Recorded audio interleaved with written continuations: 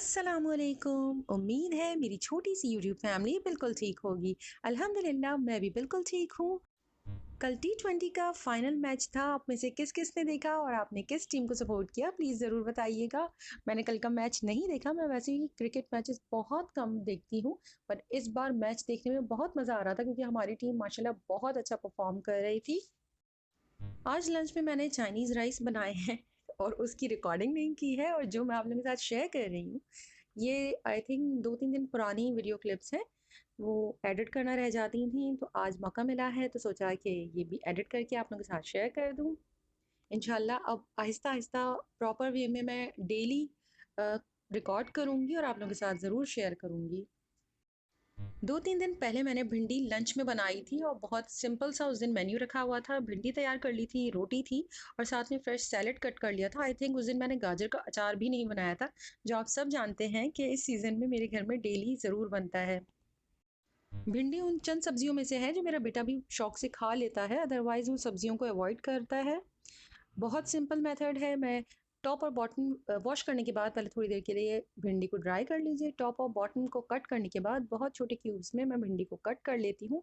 मैं इसके लिए सिज़र का यूज़ करती हूँ, मुझसे छुरी से कभी भी भिंडी प्रॉपर नहीं कटती है। भिंडी को कट करने के बाद बहुत थोड़े से तेल के अंदर तमाम भिंडी डालने के बाद कुछ देर तक इसे मुस्तकिल चम्मच चलाते हुए सौते कर लीजिए, ताकि भिंडी हाफ डन भी हो जाएगी और इस तरह से उसका इतना लेस भी नहीं रिलीज़ होता। तमाम भिंडी को फ्राई पैन में से मैंने कढ़ाई में से मैंने निकाल लिया था और प्लेट में सेपरेट रख दिया है, और अब उसी पैन के अंदर मैं इसका मसाला तैयार कर रही थी। थोड़ा सा मैंने एक्स्ट्रा ऑयल ऐड किया था।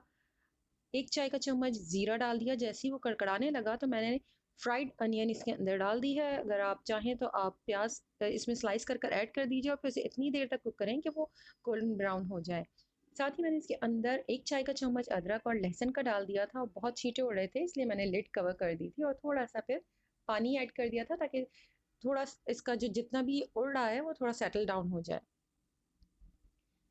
अच्छी तरह से इसको सौते करने के बाद, ताकि लहसुन अदरक का कच्चापन ख़त्म हो जाए, इसके बाद मैंने इसके अंदर ऐड कर दिया था तकरीबन 1 कप टमाटर का पेस्ट। टमाटर लेने के बाद मैंने इसके टॉप को रिमूव किया और इसे अच्छी तरह से ब्लेंडर में पेस्ट बना लिया था और वो इसके अंदर ऐड कर दिया था। आप चाहें तो आप चॉप करके भी टमाटर को इसके अंदर ऐड कर सकते हैं और इसकी अच्छी तरह से भुनाई कर लीजिए। टमाटर का पेस्ट डालने के बाद साथ ही मैंने इसके अंदर स्पाइसेस ऐड कर दिए थे, जिसमें शामिल है बहुत सिंपल जो घर में हम डेली खाने में यूज़ करते हैं: नमक, हल्दी, लाल मिर्च पाउडर। मैं इसके अंदर धनिया पाउडर ऐड नहीं करती हूँ। मैंने इसके अंदर थोड़ा सा देगी लाल मिर्च का पाउडर भी ऐड किया है। मैं पहले हमेशा इक्वल क्वांटिटी में लाल मिर्च पाउडर और देगी लाल मिर्च पाउडर लेकर उसे एक बॉक्स में मिक्स कर कर घर में रखा करती थी और वही मैं हर खाने में यूज़ करती थी, ताकि इस तरह से कलर बहुत अच्छा आ जाता है सालन का। बट जब से कुकिंग का चैनल मैंने स्टार्ट किया था, आई थिंक 2016, उसके बाद से मैंने दोनों जो मिर्चियाँ हैं वो मैंने अलग-अलग बॉक्सेस में रखना शुरू की हैं, तो मैं फिर भी दोनों ही इसमें ऐड करती हूँ। मैं इसलिए सेपरेट रख रही हूँ ताकि मैं बता सकूँ कि मैंने कौन-कौन से स्पाइसेस इसके अंदर ऐड किए हैं। मसाले इसके अंदर डालने के बाद इसे कुछ देर तक अच्छी तरह से भून लिया और इसके बाद मैंने इसे कवर कर कर छोड़ दिया था।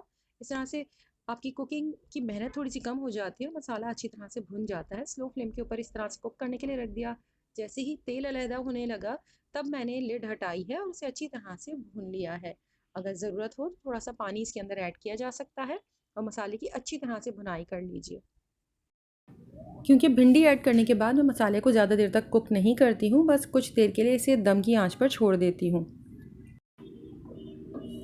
जैसे ही मसाला बहुत अच्छी तरह से भून गया था, तब मैंने इसके अंदर पहले से फ्राई की हुई भिंडी शामिल कर दी थी, जो कि अब ऑलमोस्ट डन है। भिंडी के साथ ही मैंने इसके अंदर थोड़ा सा लेमन जूस ऐड किया है। इस तरह से भिंडी का लेस रिलीज़ नहीं होता है और बहुत अच्छी भिंडी तैयार होती है और इसका कलर भी ज़्यादा ख़राब नहीं होता। तमाम चीज़ों को मिक्स करने के बाद बस कवर कर कर लो फ्लेम के ऊपर 5 मिनट के लिए छोड़ दीजिए और मज़ेदार सी भिंडी की सब्ज़ी तैयार है।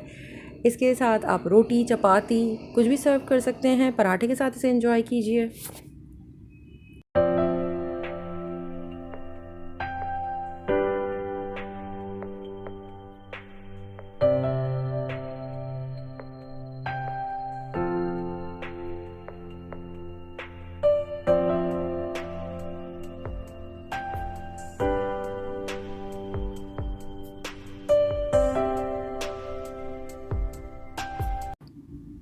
शाम में हस्बैंड बेटी को कॉलेज प्रोजेक्ट्स के लिए फ्रोज़न फ्रूट्स की ज़रूरत थी, तो वो देने के लिए आए हुए थे। वो यहीं से निकल रहे थे, तो उन्होंने कहा था पहले मैं दे देता हूँ ताकि वो अपना काम कर ले और फिर मैं ऑफ़िस की तरफ जाऊँगा। जैसे ही वो आए थे मैंने फ़ौरन से इंस्टेंट ये चाय और कॉफ़ी निकाल ली थी। अगर मैं इस वक्त कॉफ़ी कुक करने बैठती या चाय बनाने के लिए बैठती तो देर लग जाती और फिर वो चले जाते, इसलिए मैं ऐसे टाइम के लिए मैं हमेशा इंस्टेंट कॉफ़ी और चाय हमेशा घर में रखती हूँ। और ये चाय मेरी बहुत फेवरेट है, स्पेशली ये जो इलायची फ्लेवर वाली चाय है मुझे बहुत पसंद है। और कॉफ़ी मैंने अब तक ट्राई नहीं की है ये वाली, बट हस्बैंड को पसंद है तो मैं उनके लिए कॉफ़ी बना रही थी। चूल्हे के ऊपर पानी गर्म रख दिया था और बस दोनों साशे खोल के मग में ऐड किए थे और ऊपर से थोड़ा थोड़ा पानी डालकर चाय और कॉफ़ी रेडी हो गई थी। बेटी को अपने कॉलेज प्रोजेक्ट की प्रैक्टिस के लिए फ्रोज़न फ्रूट्स की ज़रूरत थी, क्योंकि वो घर में एक दफ़ा बनाकर देख लेती फिर वो कॉलेज में जाकर उसे डिमॉन्स्ट्रेट करना होगा। आई थिंक उन्हें उसके ग्रुप को डेज़र्ट थीम मिली हुई है और उसके हिस्से में फ्रूट बोल आया है, तो उसे वो प्रिपेयर करना है। तो वो ट्राई कर रही थी, उसके लिए उसने फ्रोज़न फ्रूट्स मंगवाए थे। एक बार पहले भी उसने फ्रोज़न फ्रूट्स लिए थे जिसमें बेरीज़ का मिक्स पैक था, जिसमें स्ट्रॉबेरी और ब्लूबेरी दोनों ऐड थी, बट वो किस ब्रांड का था वो हम बिल्कुल भूल गए। और अब हस्बैंड जब शॉप पर गए थे तो उन्हें सिर्फ यही फ्रूट्स मिले हैं जो ओपा के आजकल है बहुत ईज़िली अवेलेबल हैं, तकरीबन हर सुपरमार्केट में मिल जाते हैं। तो स्ट्रॉबेरी और मैंगो मैंने मंगवा लिया था, इसमें ब्लूबेरी नहीं है। इस तरह से फ्रोज़न फ्रूट्स थोड़े से एक्सपेंसिव पड़ते हैं, बट इस वक्त कॉलेज का प्रोजेक्ट था, इस वजह से लेना ज़रूरी था, कोई ऑप्शन नहीं था। अदरवाइज़ मैं हमेशा स्ट्रॉबेरी ज़रूर सेव कर कर रखती हूँ, बट इस साल अम्मी की वजह से कुछ इस तरह की सिचुएशंस रही थी कि मैं प्रिजर्व नहीं कर पाई थी स्ट्रॉबेरी, तो मेरे पास स्ट्रॉबेरी अवेलेबल नहीं थी, वरना कम से कम शायद स्ट्रॉबेरी का काम तो घर से ही हो जाता। चला खैर, इसके अलावा मैंने रान रोस्ट की थी वीकेंड पे, तो एक दिन पहले ही मैंने इसे मैरिनेट कर कर रख दिया था। बहुत छोटी सी रान है, आई थिंक 1 kg की भी नहीं होगी ये। इसमें मैंने बहुत डीप कट्स लगा लिए थे और इसके ऊपर मैंने 1 खाने का चम्मच अदरक और 1 खाने का चम्मच लहसुन का पेस्ट भरकर ऐड किया था। साथ ही तकरीबन 2 खाने के चम्मच के बराबर इस पर सिरका ऐड कर दिया था, लेमन जूस भी किया जा सकता है। और शान का तिक्का मसाला का पैकेट मैंने इसके अंदर डाल दिया था, आई थिंक 3/4 पैक मैंने इसके अंदर ऐड कर दिया था।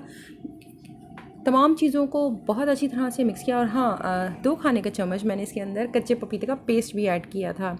तमाम चीज़ों को पहले बेहतर रहता है कि आप किसी छोटे से बोल के अंदर मिक्स कर लीजिए ताकि तमाम चीज़ें बहुत अच्छी तरह से मिक्स हो जाएं। इसके बाद आप रान के ऊपर अप्लाई करें, बट मैंने तमाम चीज़ें एक साथ रान के ऊपर डाल दी थी और फिर बहुत अच्छी तरह से इसके ऊपर डीप कट्स के अंदर तक हाथों की मदद से मसाले को लगा दिया था और इसे तकरीबन मैंने 24 आवर्स के लिए फ्रिज में छोड़ दिया था। इसे कुक करने के बहुत सारे मेथड होते हैं, कुछ लोग इसे स्टीम करते हैं, कुछ बॉईल करते हैं और इसके लिए रोस्ट के लिए एक ऑप्शन ये भी है कि आप तवे के ऊपर अच्छी तरह से इसके थोड़े से तेल के अंदर अच्छी तरह से इसे दोनों तरफ से सेक लीजिए ताकि बहुत अच्छा सा कलर आ जाए।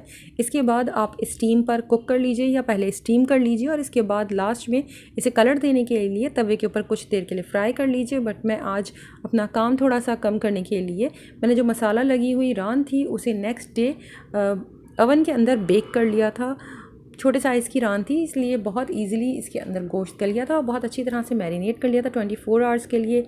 तिक्के मसाले के अंदर ऑलरेडी मैरिनेशन होती, मतलब गोश्त गलाने का पाउडर ऐड होता है और मैंने कच्चा पपीता भी लगाया हुआ था, तो बहुत इजीली और बहुत सॉफ्ट रान तैयार हुई थी तकरीबन 1.5 घंटे में। रान को जब आप किसी भी तिक्के को रान या फिर बारबेक्यू स्टिक्स पे लगाकर मीट को अगर आप बेक कर रहे हों तो हमेशा वायर रैक लिया करें और उसे किसी डीप डिश के ऊपर लगा दिया करें और उसके ऊपर आप अपना गोश्त रखकर उसे बेक करें। इस तरह से उसके अंदर जितना भी मॉइस्चर निकलता है वो नीचे ट्रे में ड्रिप होता रहता है। अदरवाइज़ अगर आप डायरेक्ट ट्रे के अंदर रान को रख देंगे और उसे बेक करेंगे तो उसका जितना भी मॉइस्चर रिलीज़ होगा रान उसी के अंदर पड़ी रहेगी और वो इतना प्रॉपर रोस्टिंग इफ़ेक्ट नहीं आता उसके अंदर। और जिस भी डीप ट्रे के ऊपर आप वायर रैक को रख रहे हों उसके ऊपर हमेशा ट्रे के ऊपर एलुमिनियम फॉयल ज़रूर चढ़ा दिया करें ताकि जितना भी उसका मॉइस्चर रिलीज़ होगा और मसाला निकलेगा वो नीचे ट्रे में जले ना, और वरना ट्रे वॉश करना बहुत मुश्किल हो जाता है। और आज मेरे पास एलुमिनियम फॉयल नहीं थी तो मैंने इसके ऊपर अपने बटर पेपर्स जो मेरे पास अवेलेबल थे वो डिश के ऊपर पहले ट्रे के ऊपर लगा दिए थे और उसके ऊपर वायर रैक रख के और इसे बेक करने के लिए रख दिया था। पैन में मौजूद तमाम मसाला मैंने एक साथ इसके ऊपर अप्लाई नहीं किया है, थोड़ा थोड़ा सा इसके ऊपर दोबारा से लगा दिया था। इसे वायर के ऊपर रखने के बाद इसके बाद मैंने इसे 200 डिग्री के ऊपर तकरीबन 1 घंटे के लिए बेक किया है। और 1 घंटे के बाद मैंने इसे ओवन से निकाल कर दोबारा से जितना भी जो डिश के अंदर मसाला बचा हुआ था उससे ब्रश की हेल्प से दोनों साइड्स के ऊपर बहुत अच्छी तरह से अप्लाई कर दिया था। अगर आप मसाला नहीं लगाना चाह रहे हैं तो फिर आप सिर्फ ऑयल लगा दीजिए 1 घंटे के बाद रान को ओवन से निकालने के बाद, ताकि वो बिल्कुल ड्राई ना हो जाए और इसकी टॉप लेयर थोड़ी सी ग्लॉसी रहे और मॉइस्ट रहे। जो मसाला हमने बचा के रखा हुआ था उसे रान के ऊपर अप्लाई करने से पहले मैंने उसके अंदर थोड़ा सा ऑयल ऐड कर दिया था। और अगर आप रान के ऊपर इसे अप्लाई नहीं करना चाह रहे हैं तो फिर आप किसी भी पैन के अंदर इसे कुक कर लीजिए और अच्छी तरह से भून लीजिए, और ये एक चटनी का या डिप का काम करेगी। इसे आप छोटे से बोल के अंदर रान के साथ सर्व करें, साथ ही नान हो और फ्रेश सैलड हो, रायता हो, तो बहुत ज़बरदस्त सा मील प्रिपेयर हो जाता है। मैं अपनी अम्मी के साथ कहीं बाहर चली गई थी और बेटी ने पीछे से अपना फ्रूट बोल प्रिपेयर कर लिया था, अदरवाइज़ मैं ज़रूर रिकॉर्ड कर आप लोगों के साथ शेयर करती। और वो वैसे भी बहुत कोशिश करती है कि वो जब इस तरह के काम करे तो मैं अवेलेबल ना हूँ। खैर, लास्ट ईयर भी उसके काफ़ी सारे प्रोजेक्ट्स थे जो मैं बहुत चाह रही थी कि मैं आप लोगों के साथ शेयर करूँ, बट मुझे मौका नहीं मिल सका। स्पेशली टाई एंड डाई, उसने बहुत सारे सैम्पल्स प्रिपेयर किए थे। मैं सोच रही थी कि मैं उसे रिकॉर्ड कर लूँगी और आप लोगों के साथ भी शेयर करूँगी, शायद आप लोगों के भी किसी काम आ जाए। इसके अलावा उसने अपने प्रोजेक्ट में टाई एंड डाई का दुपट्टा तैयार किया था। मैं उसके डिफरेंट प्रोजेक्ट्स जो उसने लास्ट ईयर बनाए थे वो ज़रूर आप लोगों के साथ शेयर करूँगी। मौका मिलेगा तो मैं उसकी आर्ट्स की बुक आप लोगों के साथ ज़रूर शेयर करूँगी। अगर उसमें से आप लोगों को कुछ सीखना चाह रहे हो तो प्लीज़ ज़रूर बताइएगा। इंशाल्लाह हम कोशिश करके उसके मेथड्स आप लोगों के साथ शेयर करेंगे कि वो किस तरह से तैयार किया जाता है। आजकल वैसे फूड्स में वो मील प्लानिंग का काम कर रही है, तो डिफरेंट मेन्यूज़ वगैरह प्लान करने होते हैं एज ग्रुप के हिसाब से या किसी बीमारी के हिसाब से, तो बस इन्हीं कामों में ज़्यादा लगी हुई है। इस वक्त प्रोजेक्ट वर्क थोड़ा कम है और थियोरी वर्क थोड़ा ज़्यादा चल रहा है। आज के लिए बस इतना ही। इंशाल्लाह जल्दी दूसरी वीडियो आप लोगों के साथ शेयर करूँगी। अपना बहुत ख्याल रखिएगा। अल्लाह हाफ़िज़।